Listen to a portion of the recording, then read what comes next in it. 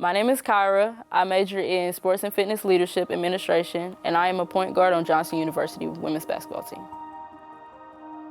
I didn't think I would ever come here because of the situation I was in before. During the summer of my senior year, actually my dad had a stroke, and that is when my Christ journey started to take off, and I really became serious with Christ just because going through those struggles, going through my dad, who was just a big figure in my life, being at a weak point and at a weak moment where we all had to take care of him. I had nobody else to turn to but Jesus. It was really a blessing that I was able to come to this school because of how normal it is to worship with each other here and just be together as a family in Christ through struggles and through trials. I feel like I would have been missing that out with other schools, and I feel like Jesus should be a part of everything because He's everywhere. He is within your life. That is a calling that I have.